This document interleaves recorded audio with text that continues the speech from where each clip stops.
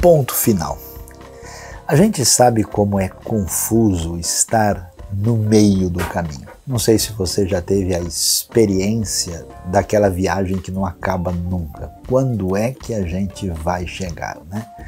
É um negócio difícil, um processo, um caminho de trajetória profissional na escola, um evento especial. A gente sempre quer saber onde é que isso vai chegar. Quando as pessoas se encontram, planejam, né, elas vão se casar, vão abrir uma sociedade, vão fazer um trabalho juntos, onde é que a gente vai chegar? Essa necessidade de direcionamento, essa expectativa teleológica, ela faz parte da nossa realidade. Pouca gente percebe isso, mas o caminho das civilizações, o caminho dos povos se define de maneira aclarada quando a gente enxerga a realidade do ponto de vista que envolve o ponto final. E quando a gente percebe direitinho de onde vem essa ideia, olha que coisa extraordinária, ela vem das Escrituras. Porque o Deus que se revela nas Escrituras se revela como aquele que é o Senhor do tempo. É aquele que transforma a história numa experiência que tem sentido, que tem referência, que preenche a razão de ser da nossa própria existência. Então as coisas têm começo, têm meio e têm ponto final. Por que tudo tem ponto final? Isso mostra que Deus está no controle da história. Porque nós enxergamos o ponto final, significa que existe uma expectativa que nos enche de esperança. Porque tem ponto final, a gente imagina e anseia exatamente onde é que nós vamos chegar. E é curioso porque o ponto final nos leva a pensar sobre as últimas coisas. Quando será a vinda de Cristo? Haverá mesmo uma tribulação? Será que haveremos de sofrer? Quando chegará a nossa redenção? Essas perguntas legítimas, elas são trabalhadas na Bíblia. Mas é impressionante que muita gente, ao pensar no ponto final, entra num caminho de confusão total, mais esperando sofrer pelo mal do que comemorar com o triunfo final. E aí, olhando para a Escritura, a gente vê gente, por exemplo, tentando entrar por um caminho de adivinhação. Isso não pode ser feito, ponto final. Outros entram com um caminho de medo e de intranquilidade, numa espécie de transmissão de um pavor terrível que deve cair sobre todos. Que caminho estranho! Sobre isso a gente diz não e ponto final. Outros entram por uma espécie de expectativa de quem parece querer tomar o lugar de Deus para definir detalhes do futuro e quase que num caminho de adivinhação, entrando por uma senda, uma trajetória a qual dizemos não e ponto final. Porque, na verdade, a palavra bíblica sobre a escatologia e o desfecho da história é uma palavra de consolo, uma palavra de esperança, uma palavra de vitória, uma palavra da absoluta vitória do reino de Deus no seu grande momento de amplitude total, quando eu, você e aqueles que estão em sintonia com o Cordeiro vamos celebrar o ponto final.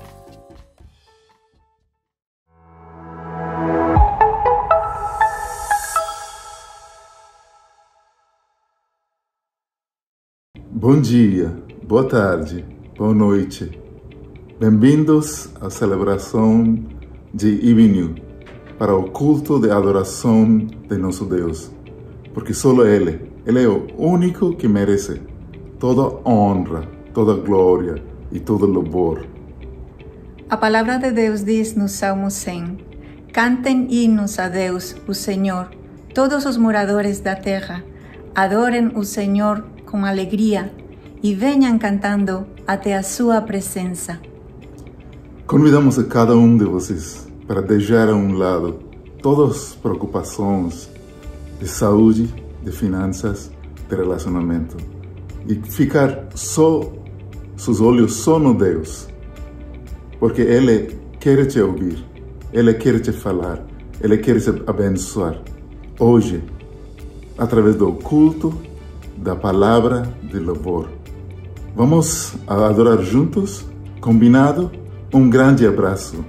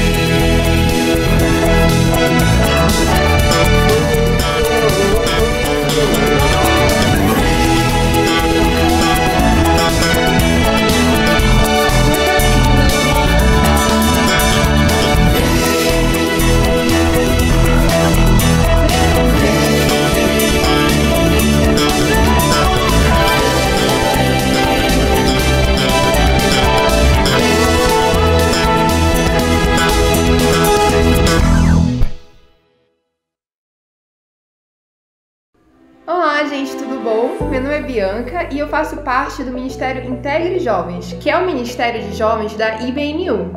A gente vai estar estudando sobre esse livro, Deuses Falsos, do Timothy Keller. Então, cada semana a gente vai estar lançando um vídeo discutindo um capítulo desse livro e como que a gente pode aplicar isso na nossa vida diária. Então, se você tem interesse de estar aprendendo mais sobre a Palavra de Deus, mais sobre a vida cristã prática, eu venho convidar você a estar assistindo nossos vídeos no YouTube e estar comentando e interagindo com a gente. Então, espero você lá!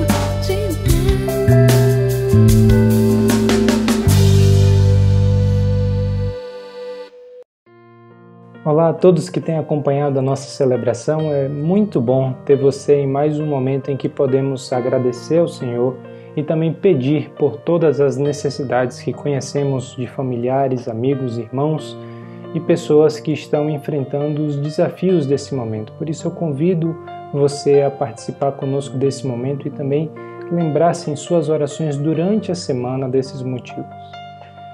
Senhor nosso Deus e Pai, nós agradecemos ao Senhor pelo sustento que o Senhor tem nos dado. Nós que, enquanto igreja, hoje celebramos a Tua bênção, a Tua presença, a Tua transformação, mas que também pedimos ao Senhor para que continue a cuidar de todos aqueles que de forma especial precisam do consolo e da proteção do Senhor. Tantas pessoas, Pai, que durante essa semana perderam familiares, amigos, pessoas amadas e que necessitam do consolo do Espírito Santo. Que o Senhor esteja usando as nossas vidas e que nós possamos também ser generosos no nosso cuidado, Pai, com essas pessoas.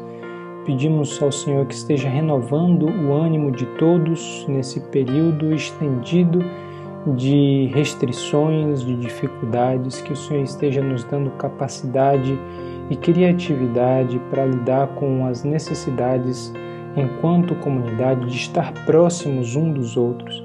Que o Senhor esteja aquecendo o nosso coração também por meio do Espírito e por meio do cuidado uns com os outros, Pai.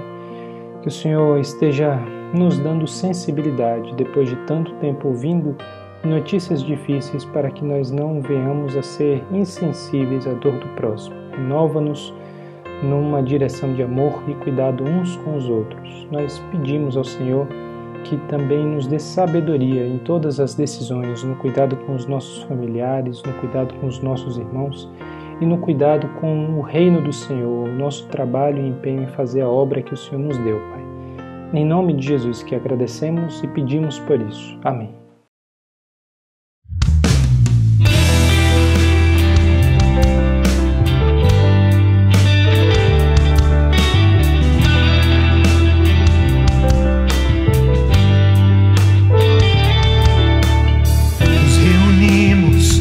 Só corpo e nos prostramos em humilhação, clamamos por Tua graça e perdão. Reconhecemos que não vivemos em unidade com nosso irmão e como um sino ecoamos o vazio.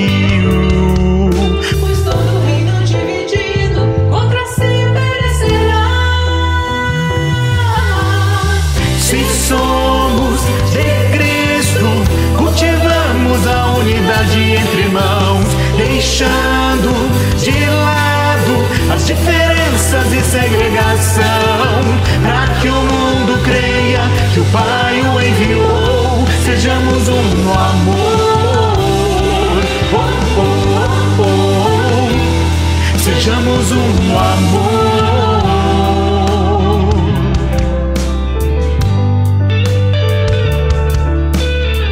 Transforme os nossos passos, que a Tua luz nos dê a direção, que o mundo saiba que só Tu és a salvação, que venha o Teu reino e cumpra em nós o Teu querer, Senhor, esta é a nossa oração, pois todo reino dividido contra si perecerá.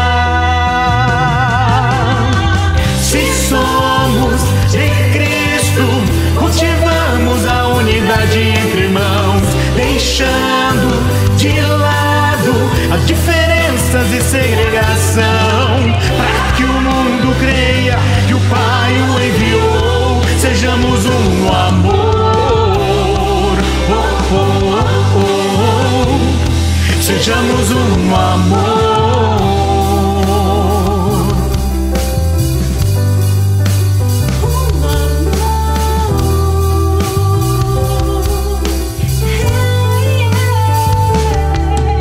Aqui estamos nós, um só corpo em Cristo Jesus. Somos um com o Pai e o Filho.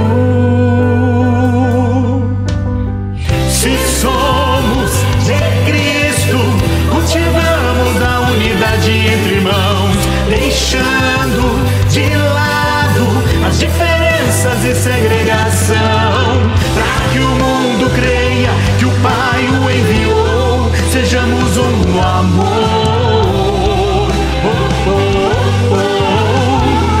sejamos um no amor, sejamos um no amor.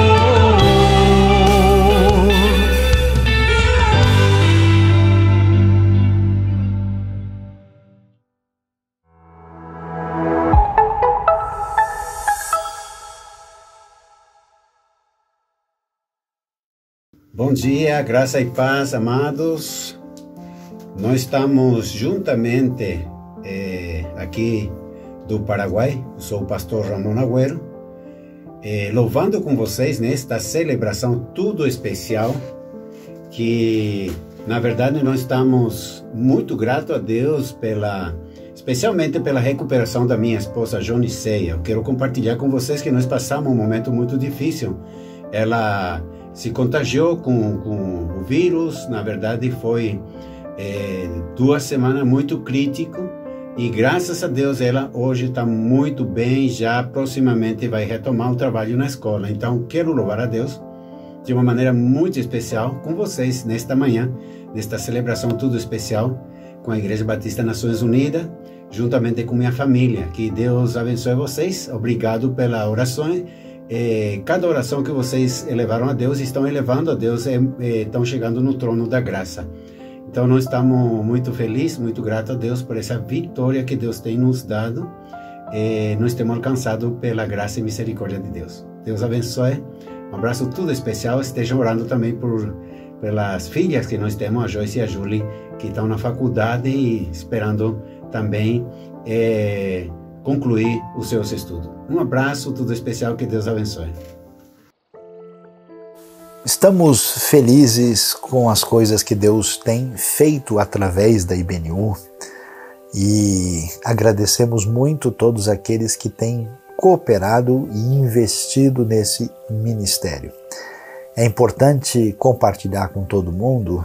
Nesse mês, por exemplo, nós estamos fazendo 2 momentos especiais aí do Apiaqui, né, seguidos, quando a gente não só beneficia gente que produz aí legumes e vários produtos agrícolas de uma maneira em que eles são justamente compensados, e tudo que chega é distribuído para missões comprometidas com o reino, com a IBNU, como a Cristolândia, o projeto UNA, bem como também a AME com os desdobramentos da AME. Nós agradecemos, e saiba que a sua oferta, que o seu dízimo não só sustenta tudo que a IBNU tem feito em termos de ensino, de proclamação da palavra, mas esse recurso que chega aqui vai atingir lugares no interior da Europa, vai atingir lugares da Ásia, lugares que a gente não tem nem condição de mencionar,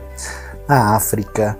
Vários projetos missionários e humanitários são sustentados pela sua ação, cestas básicas, proclamação da palavra, distribuição de bíblias, tudo que você pode pensar, a IBNU está envolvida, desde a Amazônia, interior do Nordeste, cidade de São Paulo, América do Sul, outros lugares. Então a sua contribuição é bem-vinda.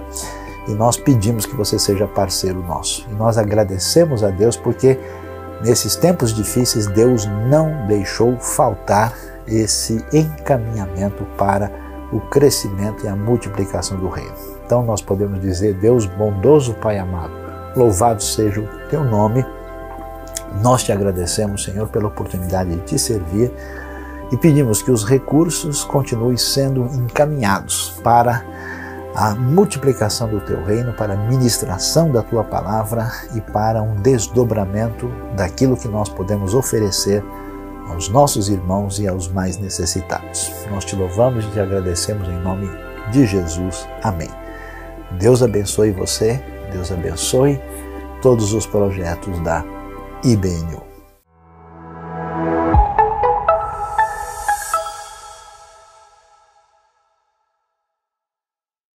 Você quer fazer parte do Ministério de Geeks da IBNU? Então entre em contato conosco, porque é o ministério que vai fazer a integração e também você vai poder conhecer as pessoas e os ministérios da IBNU. É um momento onde você tem a oportunidade de estar com as pessoas falando sobre a reflexão que ouvimos no domingo, aplicando ela na sua vida e também podendo ter essa oportunidade de orar uns pelos outros e ter esse sentimento, essa realidade da igreja acontecendo na sua vida.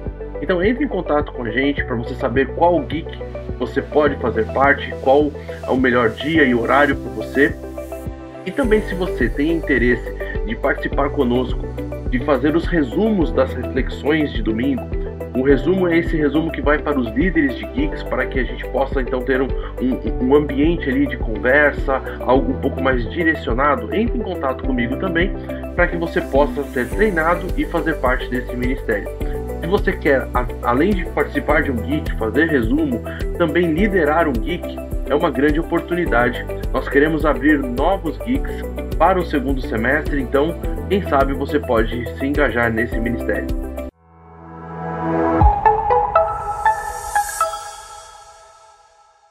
Estamos felizes neste momento quando podemos dar atenção à palavra de Deus. Estamos aí em sintonia, agradecemos o seu contato, a sua conexão, a sua comunhão conosco agora no momento de refletir sobre a palavra de Deus, e nós vamos falar sobre um tema aqui um pouco complicado, porque ficar irado pode dar bom resultado. Ih, ficou preocupado? Muito bem, vamos ver o que a palavra de Deus tem a nos ensinar a respeito de um tema tão difícil muitas vezes de lidar e de entender, que tem a ver com a ira, com o descontrole, às vezes algo que se torna em ódio, em fúria. Como é que a gente lida com isso? E eu começo refletindo com você no livro de Números, no capítulo de número 20. Então vamos aqui ver, vamos prestar atenção àquilo que a palavra de Deus nos fala sobre um episódio quando essa realidade da ira se torna algo que merece a nossa atenção. E o que é que a Bíblia diz? Números 20 diz o seguinte: no primeiro mês, toda a comunidade de Israel chegou ao deserto de Zin e ficou em Cádiz. Ali, Miriam morreu e foi sepultada. Não havia água para a comunidade e o povo se juntou contra Moisés e contra Arão. Discutiram com Moisés e disseram: quem dera tivéssemos morrido quando os nossos irmãos caíram mortos perante o Senhor.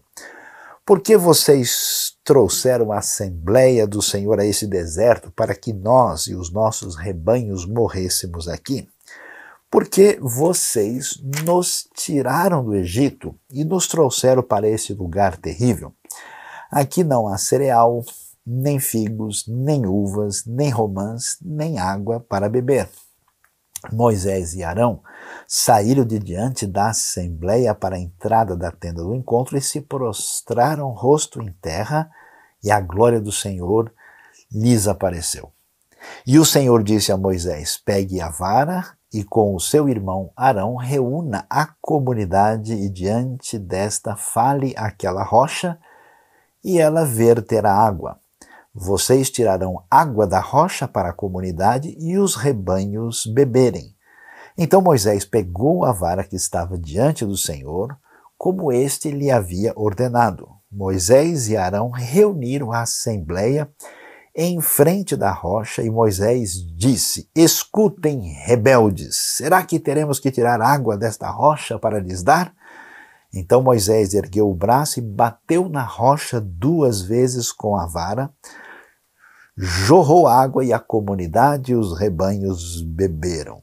O Senhor, porém, disse a Moisés e Arão: Como vocês não confiaram em mim para honrar minha santidade à vista dos israelitas, vocês não conduzirão esta comunidade para a terra que lhes dou.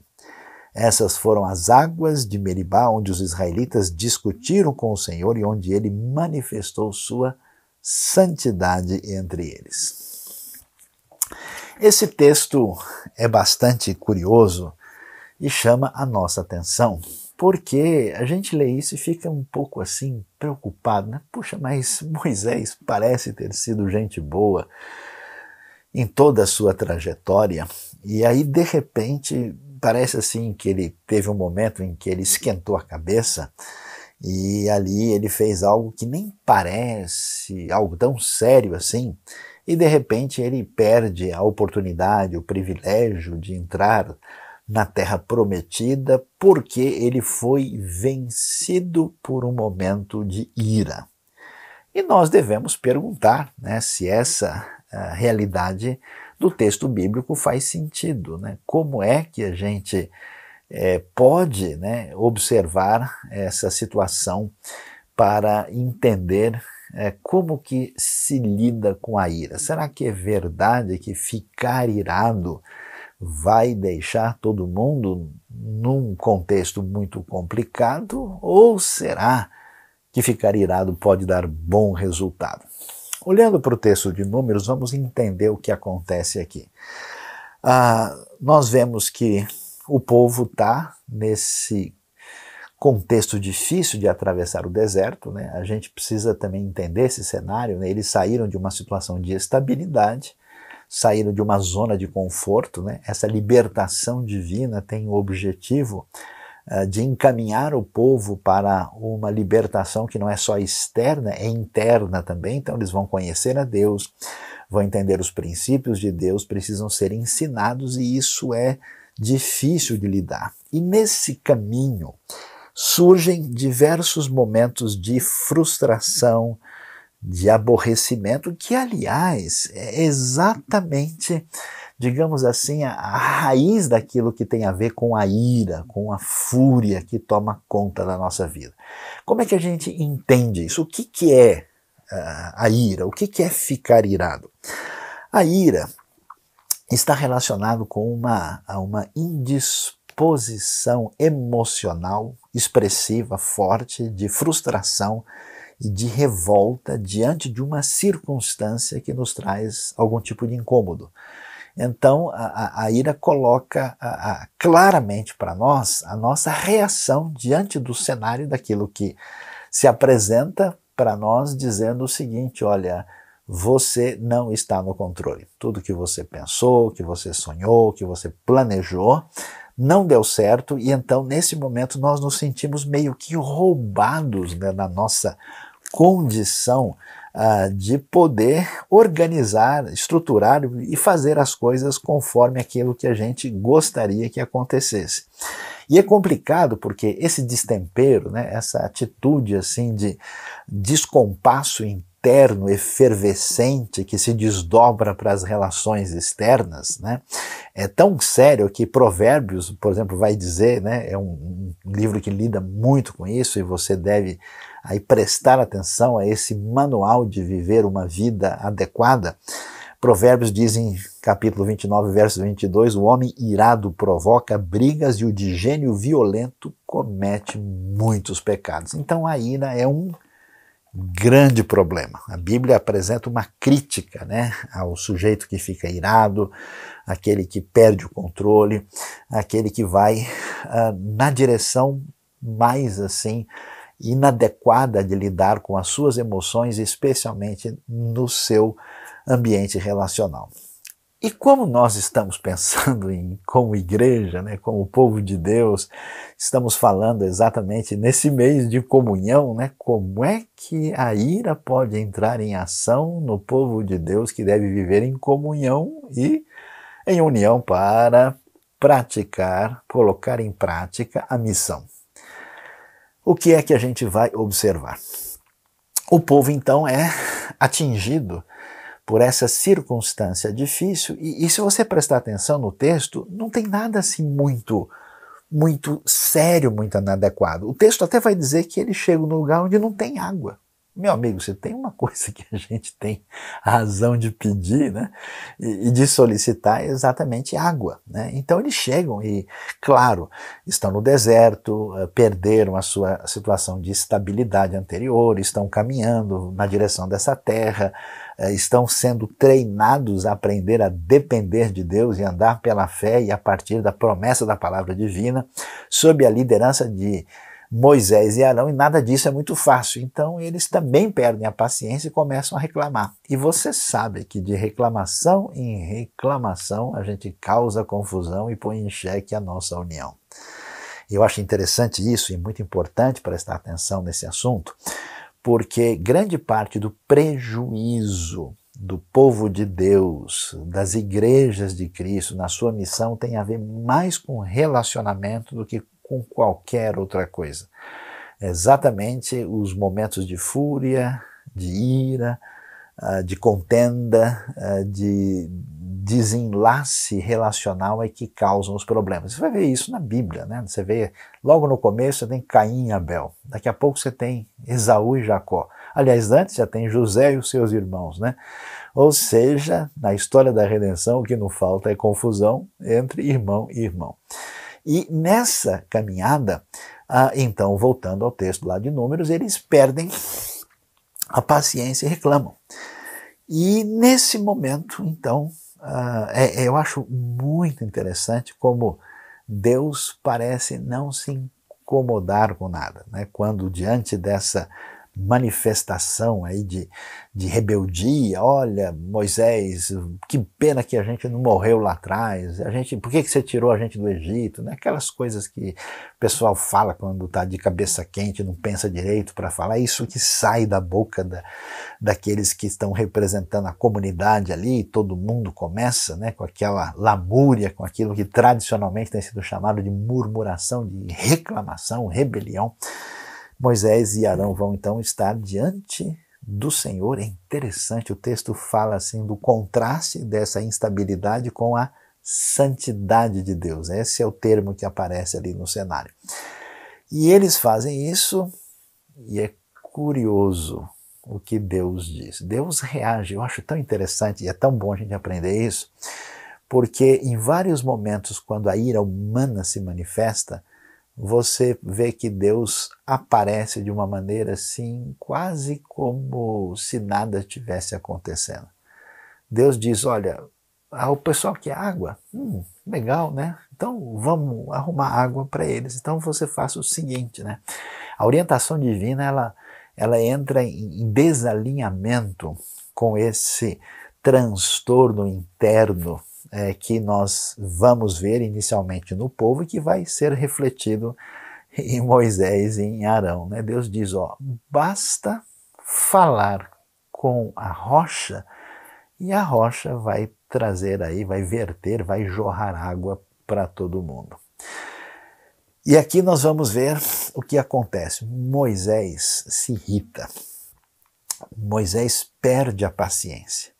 Ele se aborrece de tal maneira, e como você sabe, né, que aqui acontece algo que é muito importante olhar e perceber para ver o detalhe do texto que nos ajuda a entender o que vai acontecer aqui, e às vezes a gente lê o texto e não entende por que o peso da decisão divina é da maneira como aparece aqui. Ele se irrita e se volta para o povo dizendo, escutem rebeldes, será que teremos que tirar água desta rocha para lhes dar? Então Moisés ergueu o braço e bateu na rocha 2 vezes com a vara. Moisés deixa-se dominar pela sua ira e acontecem 2 coisas aqui. Primeiro, ele desconsidera a diretriz divina. Dominado, né, pela sua fúria naquele momento, em vez de confiar na diretriz divina, ele se deixa contaminar por essa ira rebelde do próprio povo.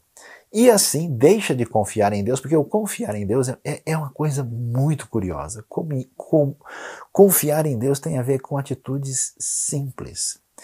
Às vezes a gente fica louco, né, querendo fazer um monte de coisa. Não, para agradar a Deus tem que fazer isso, aquilo. A pessoa inventa um monte de coisa e Deus diz, ó, é só você ficar de boa e lembrar que eu existo, amo você e estou agindo na sua vida. Então, nessa intranquilidade, ele toma para si, né, a atitude de dizer, eu estou no comando. Preste atenção, a raiz da ira indevida está exatamente nesse ponto da gente, no final das contas, achar que a gente está no comando e não Deus. A gente toma o lugar de Deus.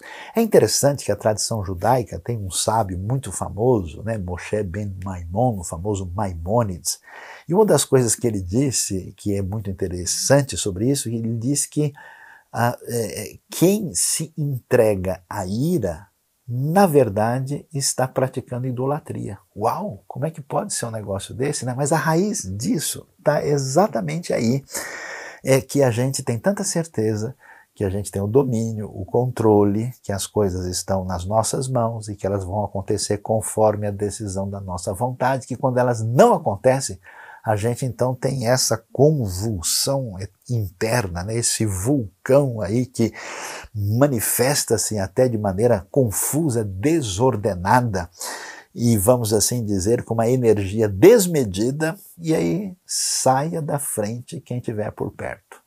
Moisés, então, em vez de fazer o que Deus disse, ele bate e vai sair. E olha só, que ele fica descompensado, então ele, vamos assim, chuta o pau da barraca, ou melhor, derruba o acampamento, né? Acaba derrubando as tendas todas aqui, já que o acampamento dos israelitas está no deserto. E o que ele vai dizer? Ele vai virar para o povo e dizer, escutem, rebeldes, será que a gente vai ter que tirar água aqui para trazer para vocês? E aí você entende a ação correta de Deus nesse cenário. Por quê? O que vai acontecer? Por que Moisés não entra na Terra Prometida? Moisés não entra porque ele está dando sinais aí que a sua condição de liderança com o povo acabou ficando controvertida, acabou ficando complicada, ela está, digamos assim, comprometida agora.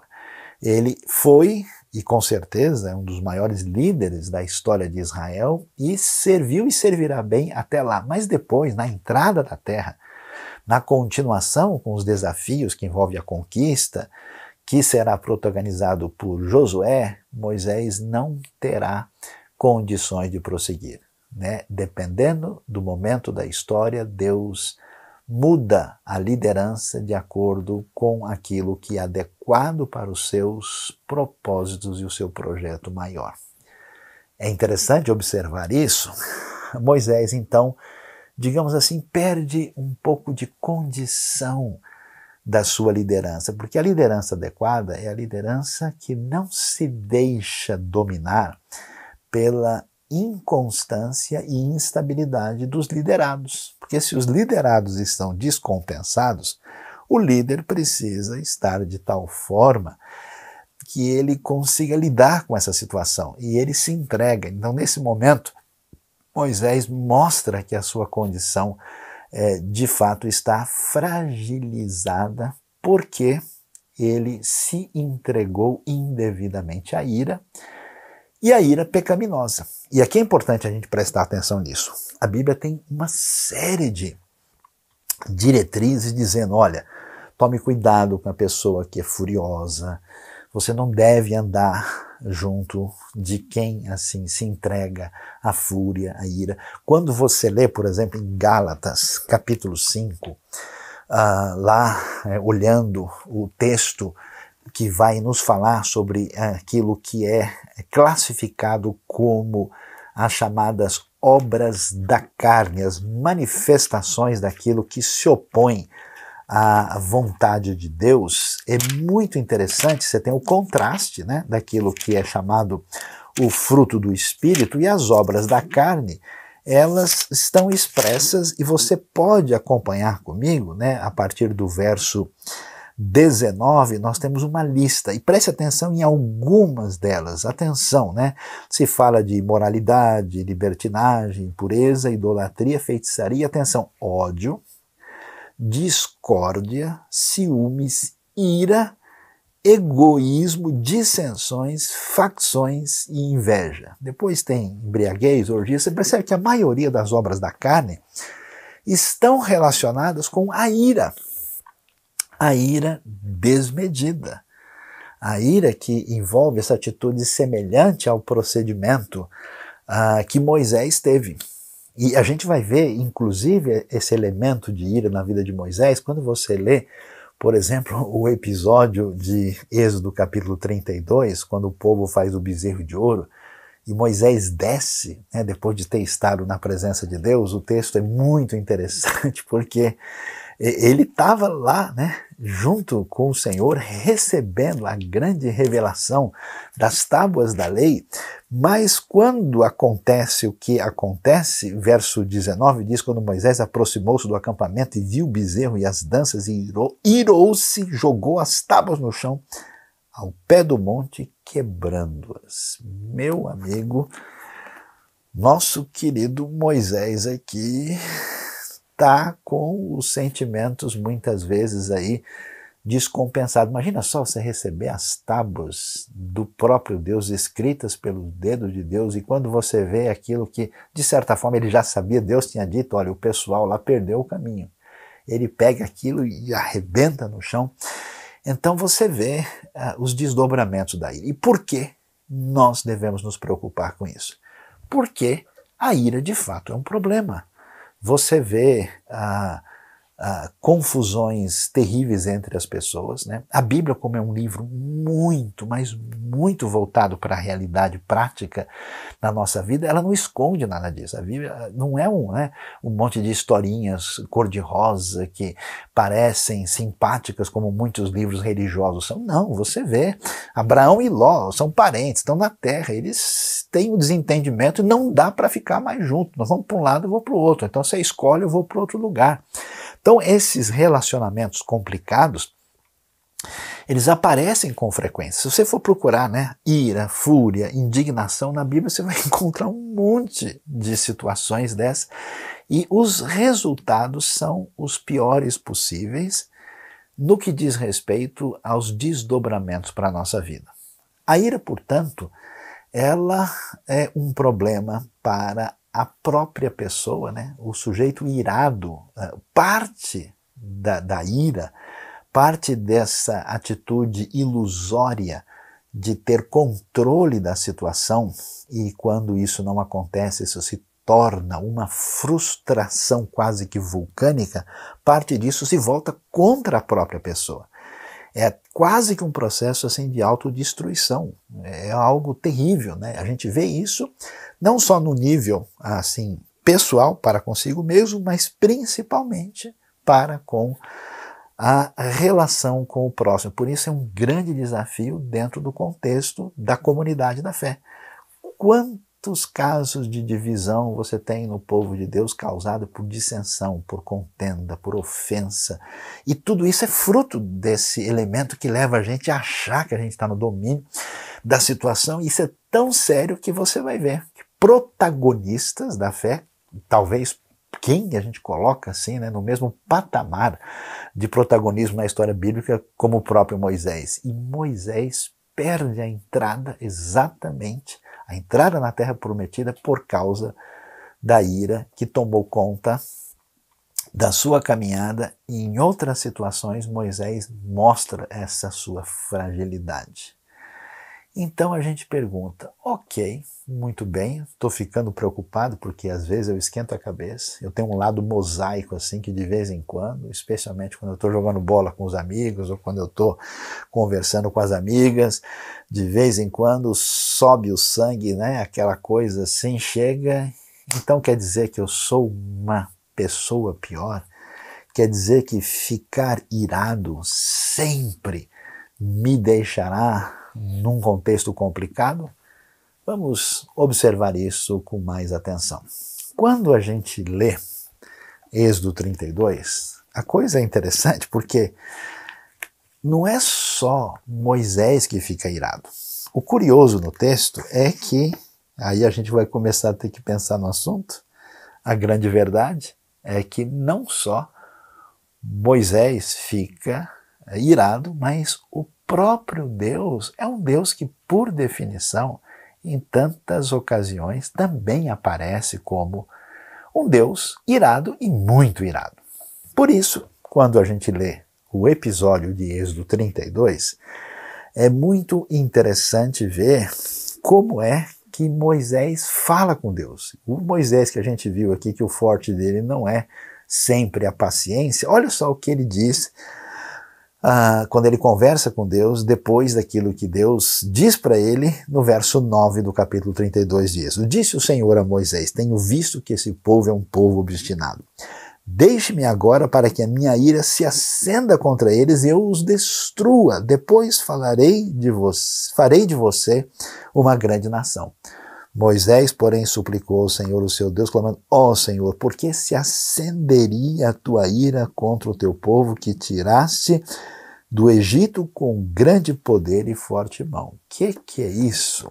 Então vamos pensar aqui. A coisa é curiosa, né? Porque é Deus irado e Moisés tentando aconselhar a Deus, dizendo: Deus, ó, não fica tão bravo assim, né?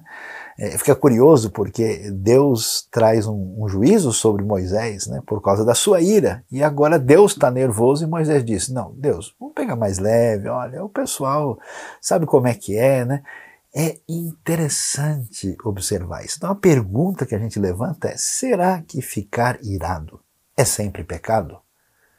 Já que a gente percebe que o próprio Deus se ira, a pergunta é: e onde é que está o sentido disso? Aliás, eu tenho visto pessoas até de contexto assim secular, né, ou de contexto antirreligioso, que muitas vezes até se mostra meio escandalizado, né? Olha que absurdo, como assim, né? Deus que é um Deus de amor, bondoso, e ele fica nervoso como qualquer pessoa. E como é que a gente entende isso? É muito importante descobrir algo que não está tão claro assim.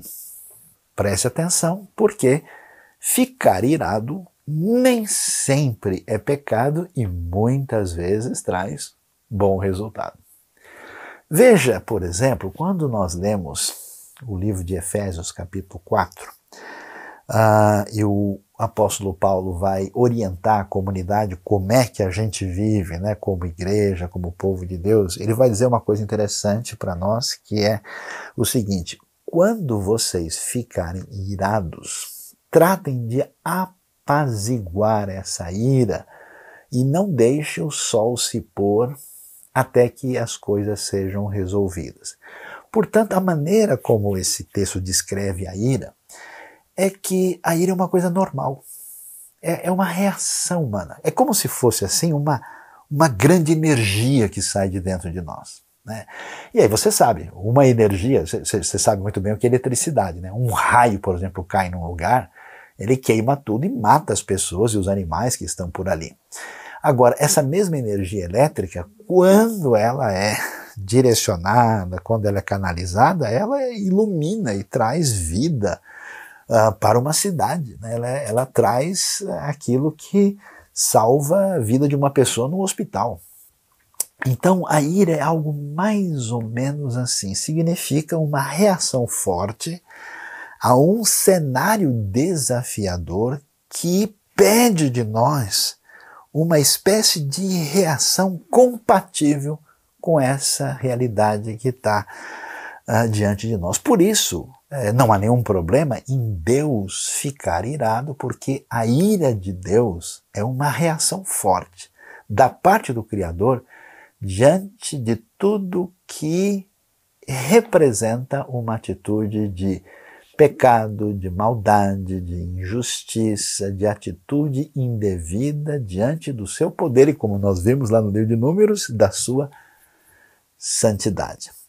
Por isso, por incrível que pareça, a questão de ficar irado tem um lado aí muito importante que precisa ser observado. E a gente vai descobrir que, às vezes, a falta de ira é um problema mais sério e mais grave. Por quê? Porque a questão da ira, primeiro, envolve uma situação de relacionamento. Preste bem atenção.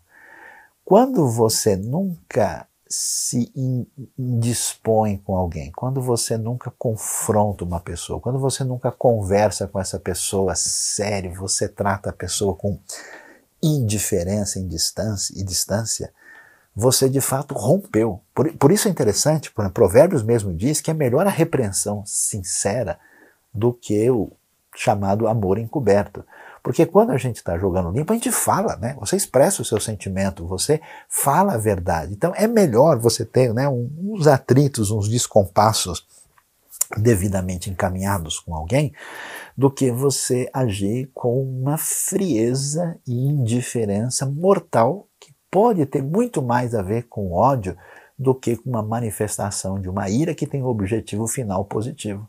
Já viu, né, a mãe desesperada dando bronca no menino que tentou atravessar a rua, né, ou o pai bravo porque o filho ou a filha não fez aquilo que seria o benefício da sua própria vida. Então essa ira, né, ela tem um elemento de amor. Quando Deus se ira com Israel, não é porque ele diz, olha Israel, eu odeio vocês, nunca mais quero ver a cara de ninguém. Não, ele tem a intenção de trazê-los para o caminho certo.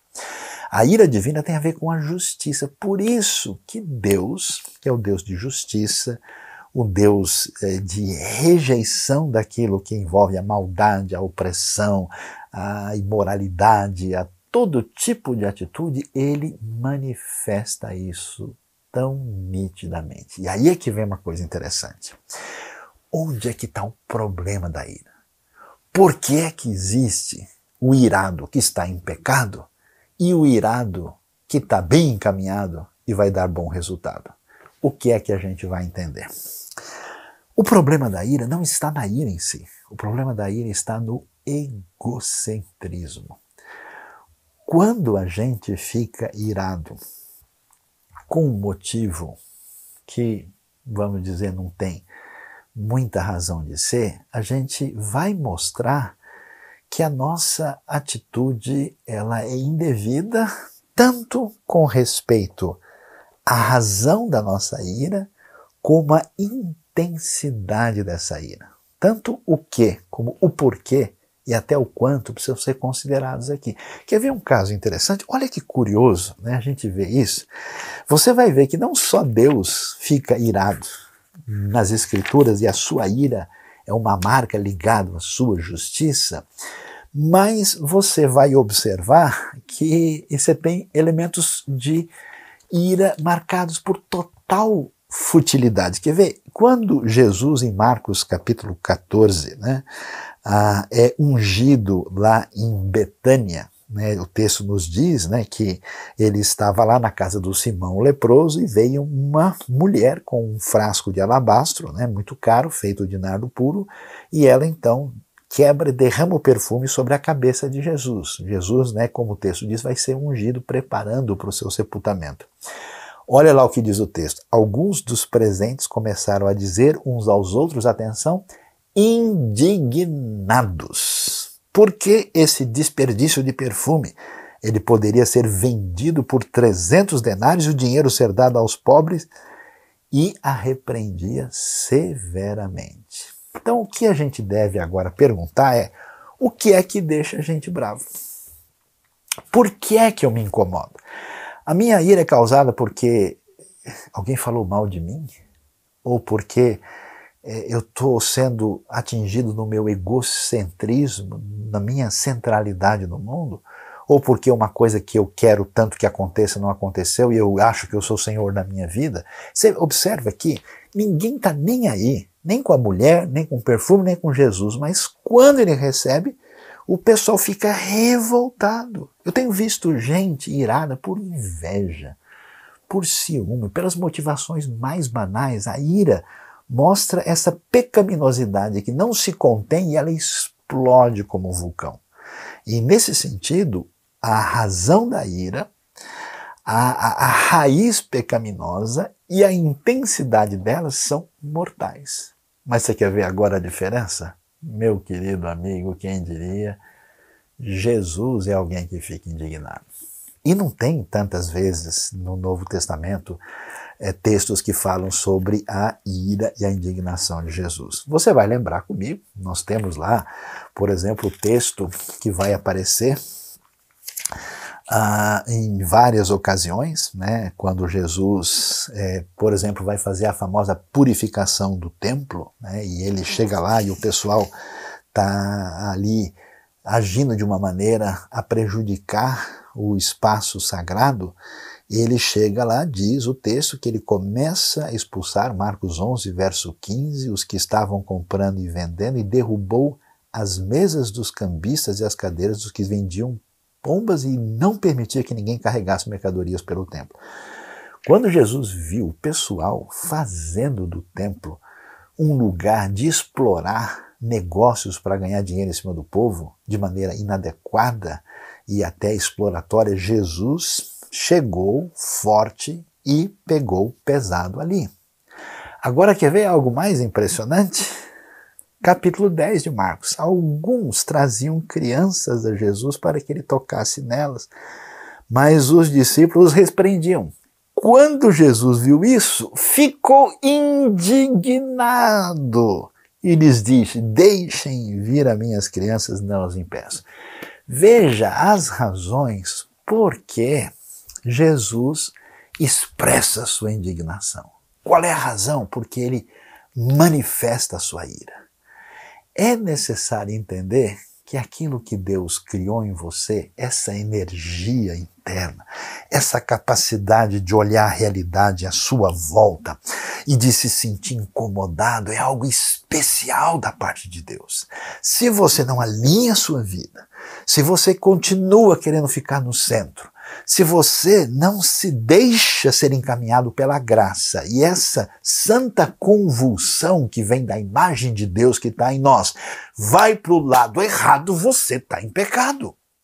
Mas quando essa coisa boa, que é essa atitude especial que vai dizer para a gente, ó, não é para você viver como quem tem, como se diz, sangue de barata, você ser uma pessoa inerte, inútil e desinteressada em tudo que tem valor, você vai ser tomado dessa sintonia com a santa ira divina. Quer saber de uma coisa? O nosso querido Moisés. Moisés um dia saiu e viu, vai dizer para a gente o texto de Êxodo, capítulo 2, como o seu povo sofria como escravo no Egito. E um belo dia ele viu lá, né, com um egípcio espancando um hebreu. Moisés ficou doido com isso.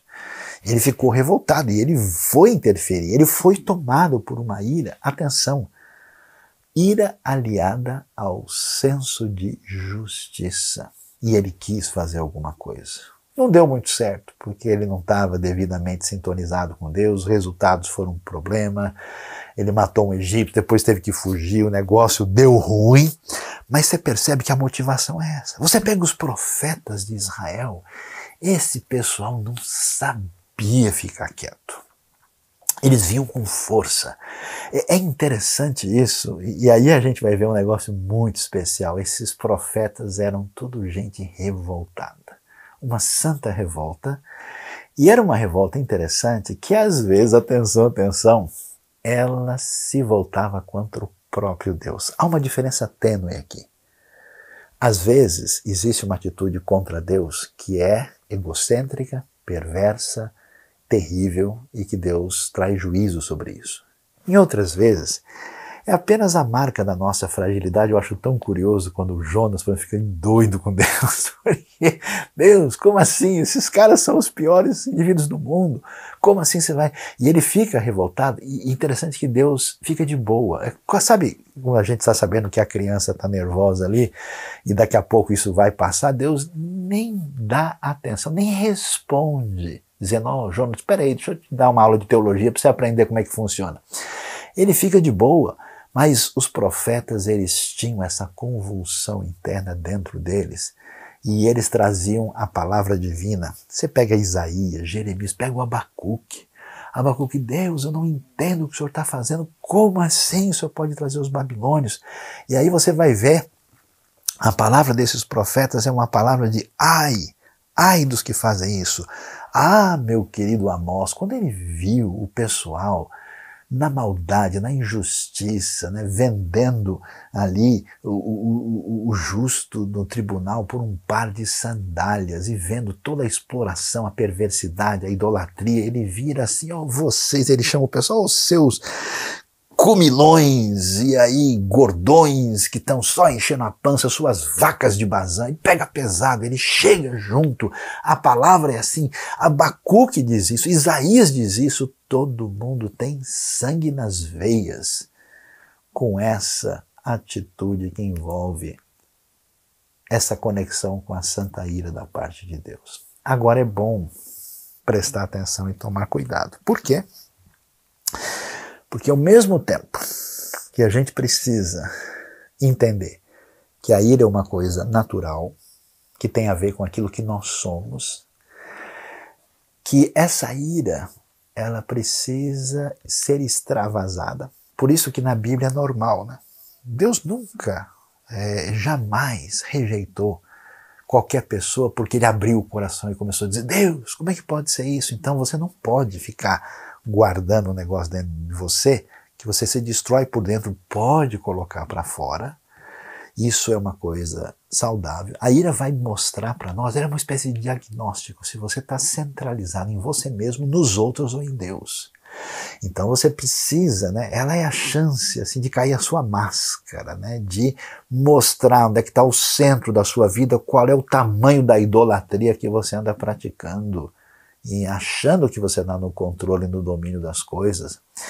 E a ira tem dois elementos que a gente precisa considerar no entendimento do que a palavra de Deus nos apresenta. Ela precisa estar em sintonia com Deus e com a sua vontade e ser um caminho, atenção, de transformação.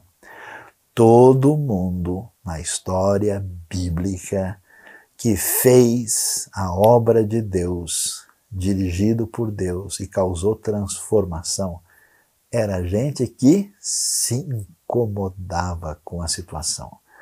Não era gente marcada por cinismo, gente indiferente, gente que simplesmente não estava nem aí. É muito importante ficar revoltado para a gente mudar o cenário e alcançar bom resultado. Mas nessa caminhada, a gente precisa de equilíbrio. Por isso é tão interessante que não só Jesus ensinou para os seus discípulos, pegar a espada não. Você quer meter a espada na orelha dos outros? Guarde, deixa eu botar a orelha de volta. Não é assim. A ira do homem não produz a justiça de Deus. Vamos apaziguar, né? Vocês, quando ficarem irados, prestem atenção. Não só a gente precisa entender que essa ira tem que ser devidamente enraizada naquilo que Deus nos apresenta, como a gente precisa aprender a controlar. Por isso, não só o Sermão do Monte, o procedimento de Jesus, os seus ensinos e a sabedoria de Provérbios diz, olha, como maçãs de ouro numa bandeja de prata, assim é a palavra falada na hora certa.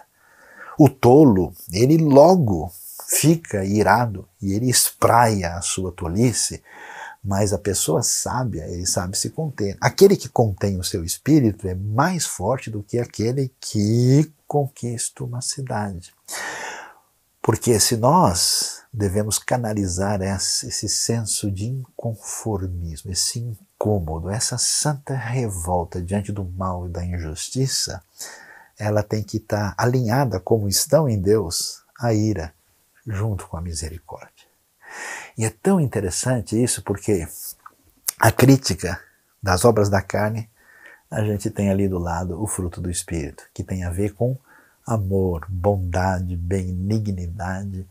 É necessário amadurecer na direção em que aquilo que Deus faz na nossa vida produz transformação para o benefício da missão, para que a obra de Deus e o reino seja implantado. Então, agora que você já está bem ensinado, não fique tão revoltado.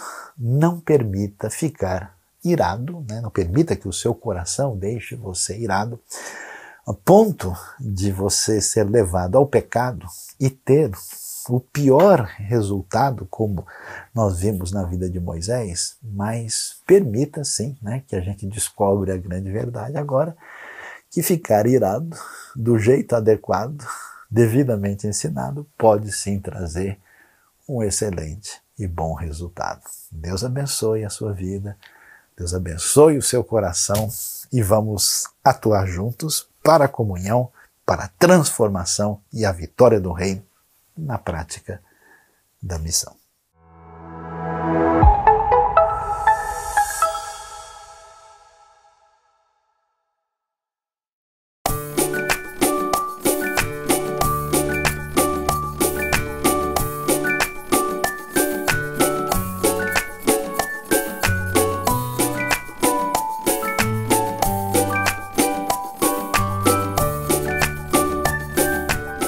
Olá, turminha! Vocês estão bem? Nós temos conversado a respeito de comunhão.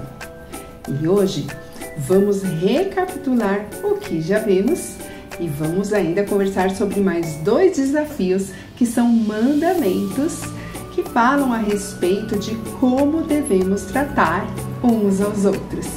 Então, nós já falamos sobre amar uns aos outros, servir uns aos outros, cuidar uns dos outros, encorajar uns aos outros, perdoar uns aos outros, e vimos também que devemos ser bondosos uns com os outros.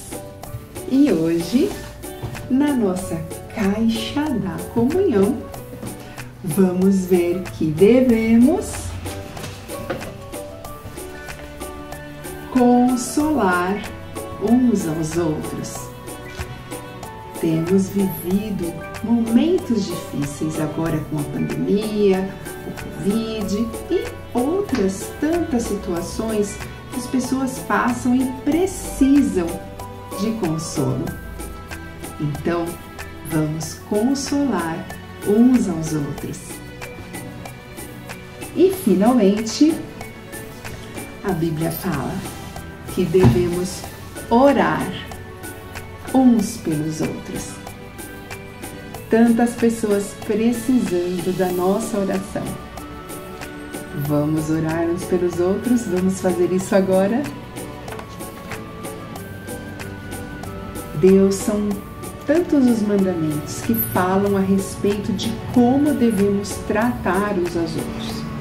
Nós falamos sobre esses, mas tem tantos outros e pedimos que o Senhor nos ajude a viver assim, em comunhão segundo a Tua vontade, obedecendo aos Teus mandamentos e vivendo assim uma vida que agrade ao Seu coração. Nós oramos e agradecemos em nome de Jesus. Amém. Queridos, olha, desafio para mim e para você. A gente deve focar não só nesses 8 que a gente viu, mas tem muito mais na Bíblia.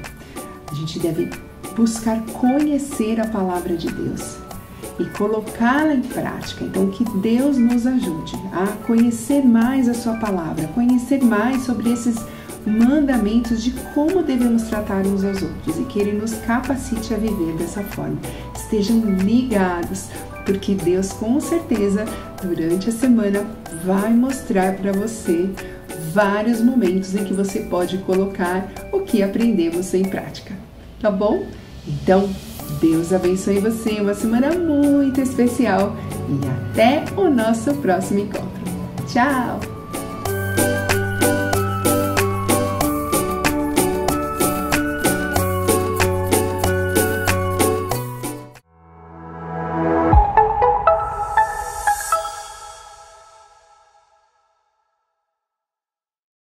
Os nossos cursos estão imperdíveis. Você que tem uma igreja ou você que trabalha numa área que precisa hoje, né, no mundo digital. Nós temos a Eclesiologia no Mundo Digital, às quintas-feiras, 19h30, com Jonatas Hibner e o pessoal da nossa equipe, que vai estar ensinando aí como é que trabalha com a adoração nesse mundo digital, como é que nós trabalhamos toda essa área, né, que estamos fazendo de filmagens, de edição, de, né, transmissão, para que todos possam estar ligados aí dentro desse mundo digital. E no sábado temos aí também um outro curso com a Ana Bedix, falando sobre o alcançar a nova geração. Como trabalhar com essa nova geração, crianças, adolescentes, pré-adolescentes, jovens, como nós alcançamos eles para Cristo e nesse mundo tão difícil, tão conturbado, nesse momento tão difícil. Então, fiquem ligados, façam os nossos cursos. Ainda mais, você pode ter a certificação por uma instituição aí credenciada pelo MEC. Inclusive, nós também temos aí na Faculdade Teológica, você pode fazer os cursos de aprofundamento na Bíblia, fazendo simplesmente uma pós, né, de curta duração, com 18 meses apenas, e pós em todas as áreas. Tem um aí muito interessante que fala do mundo helênico e mundo judaico, língua, cultura, religião. Tem sobre teologia e espiritualidade, conhecer um pouquinho mais sobre as escrituras e exposição da Bíblia. E você também pode fazer todo o bacharelado em EAD, né? Tudo à distância. Então, vai lá na teologica.br. Deus abençoe. Boa semana a todos.